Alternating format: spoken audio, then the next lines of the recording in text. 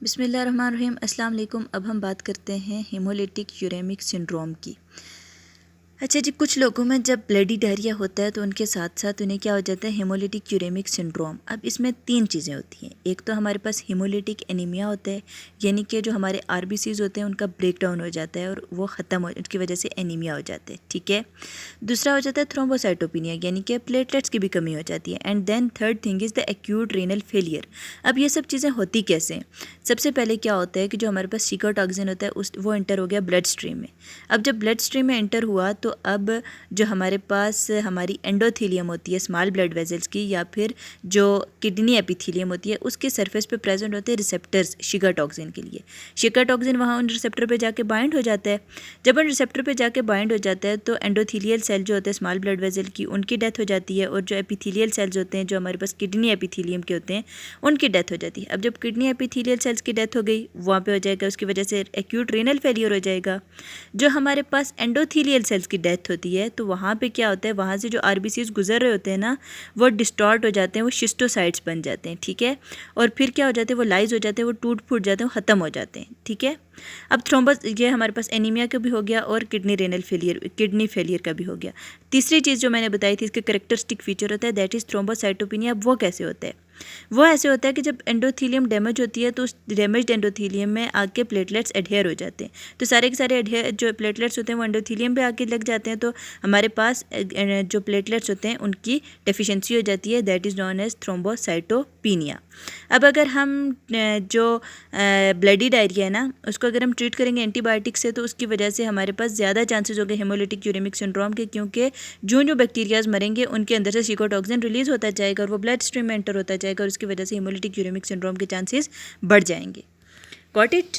Now we are moving towards urinary tract infection. जो O serotype होती है वो यूरिनरी ट्रैक्ट इन्फेक्शन कराती है। अब ये कैसे कराती है कि पिलाई जो होते हैं वो बाइंड हो जाते हैं यूरिनरी ट्रैक्ट एपिथीलियम पे, जो रिसेप्टर होते हैं ना उनके साथ जाके बाइंड हो जाते हैं। ये जो रिसेप्टर्स होते हैं गैलेक्टोज के डाइमर होते हैं, और जो पिलाई होते हैं उनका हम पी फिम्ब्रिया या पाइलोनेफ्राइटिस एसोसिएटेड पिलाई भी कहते हैं।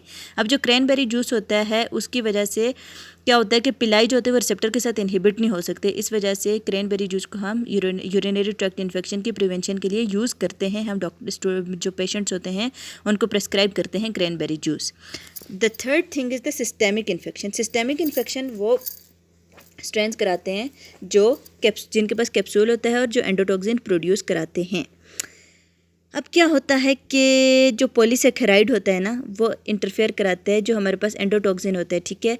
जो कैप्सूलर पॉलीसेकेराइड होता है, कैप्सूलर पॉलीसेकेराइड इंटरफेयर करता है फेगोसाइटोसिस से। इसकी वजह से क्या होता है कि ऑर्गेनिज्म की इन्फेक्शन कराने की एबिलिटी इंक्रीज़ हो जाती है। सही है। अब एक और बहुत इंपॉर्टेंट एमसीक्यू है कि कौन से जो सीरोटाइप होती है वो कौन सा एंटीजन जो होता है वो न्यूनेटल मेनिंजाइटिस में रोल प्ले करता है, तो that is capsular antigen type 1 K1 antigen जो होता है वो न्यूनेटल मेनिंजाइटिस कराता है। उसके अलावा जो हमारे पास पता है कि इसमें जो सेलवाल है उसमें लिपोपॉलीसेकेराइड्स होते हैं जो ग्रेम नेगेटिव सेप्सिस में जैसे कि फीवर कराते हैं, हाइपोटेंशन कराते हैं, डिसेमिनेटेड इंट्रावेस्कुलर कोआगुलेशन कराते हैं, और ये सारे symptoms sign and symptoms cause कराते हैं ग्रेम नेगेटिव सेप्सिस के। अच्छा, इसमें कुछ बातें, कुछ एमसीक्यूज़ जो हैं वो आपको बहुत इंपॉर्टेंट है, वो मैं आपको अलग से लिख के बता देती हूँ कि इस तरह से एमसीक्यू आ सकता है कि जो ब्लडी डायरिया होता है या हेमोलिटिक यूरेमिक सिंड्रोम होता है उसकी कौन सी सीरोटाइप ई कोलाई की कौन सी सीरोटाइप कराती है, तो दैट इज़ O157H7। अब जो सीरोटाइप ओ है वो यूटीएस कराती है, ये बात याद रखना, ये एमसीक्यू में पूछ सकते हैं। जो K1 एंटीजन है, कैप्सूलर टाइप 1 एंटीजन, वो न्यूनेटल मेनिंजाइटिस कराती है, and capsule and endotoxin play role in the systemic illness. ये 4 एमसीक्यू पॉइंट्स इंपॉर्टेंट है, ये कहीं पे भी पूछ सकते हैं। आगे जो बात दी हुई है क्लिनिकल फाइंडिंग्स की, क्लिनिकल फाइंडिंग्स में सब वही बातें लिखी हुई हैं जो ये इंडिविजुअल डिजीज़ में बता चुके हैं, वही सब बातें लिखी हुई हैं। And then we are moving towards lab diagnosis. Lab diagnosis में क्या करना होता है कि सबसे पहले हम इनको ब्लड एगर पे ग्रो करते हैं और फिर हम एक डिफरेंशियल मीडियम पे ग्रो करते हैं, दैट इज़ EMB एगर और मैकोनकीज एगर। ये जो एगर होता है ना, ये डिफरेंशिएट करता है on the basis of lactose fermentation. जो लैक्टोज फर्मेंटर होते हैं वो इधर इस कॉलोनी पे पिंक कलर दिखाते हैं, और जो नॉन लैक्टोज फर्मेंटर होते हैं वो कलरलेस कॉलोनीज बनाते हैं। अब जो ई कोलाई होता है ना, उसकी करेक्टरिस्टिक अपीयरेंस होती है ग्रीन शीन, मतलब ग्रीन कलर के होते हैं और चमक रहे होते हैं वहाँ पर। ठीक है। Sheen means they are something like shining. ठीक है। और उसके बाद जो इंपॉर्टेंट फीचर्स होते हैं जो ई कोलाई को दूसरे lactose fermenting Graeme negative rod से डिफरेंशिएट कराते हैं, उसमें 4 बातें आती हैं। एक तो ये बात आती है कि ये इंडोल प्रोड्यूस कराते हैं ट्रिप्टोफैन से ये इंडोल की प्रोडक्शन कराते हैं। दूसरा, ये डिकार्बोक्सिलेशन करा देते हैं लाइसिन की। तीसरा क्या करते हैं कि कार्बन के सोर्स के तौर पे ये एसीटेट को यूज़ करते हैं। और चौथा, ये मोटाइल होते हैं। सही है, ये 4 बातें इसकी आपने बहुत ही अच्छे से याद रख लेनी है।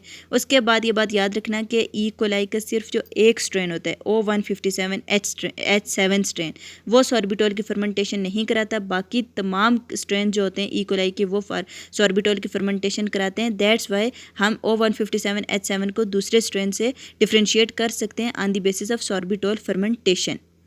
Got it. ये सारा था हमारा इस्केरिचिया कोलाई। बाकी हम नेक्स्ट वीडियो में करेंगे इंशाल्लाह।